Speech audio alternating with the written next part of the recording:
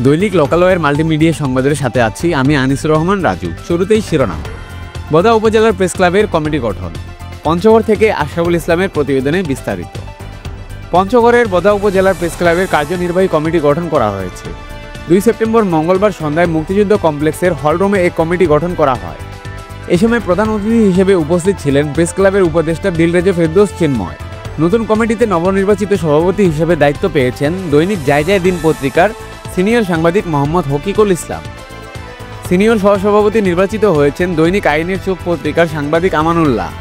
সাধারণ সম্পাদকের দায়িত্ব পেয়েছেন দৈনিক খোলা কাগজ পত্রিকার সাংবাদিক আব্দুর রহমান। এছাড়াও সাংগঠনিক সম্পাদক হিসেবে দায়িত্ব পেয়েছেন মোহাম্মদ নূর আলম পুলক এবং দৈনিক দেশের আলো পত্রিকার নাজমুল ইমন। অনুষ্ঠানে বোদা উপজেলা প্রেস ক্লাবের সাবেক সভাপতি সাংবাদিক মজারুল ইসলাম, সাবেক সহসভাপতি সাংবাদিক রাব্বি হাসান রাজ, সাংবাদিক শাহজাহান প্রধান, সাংবাদিক আশরাফুল ইসলাম, সাংবাদিক রুবেল ইসলাম সহ প্রেস ক্লাবের সকল সদস্যবৃন্দ উপস্থিত ছিলেন। নতুন কমিটি উপজেলার সাংবাদিকতার মান উন্নয়ন ও সদস্যদের পেশাগত স্বার্থ রক্ষায় আন্তরিকভাবে কাজ করবে বলে আশা ব্যক্ত করেন।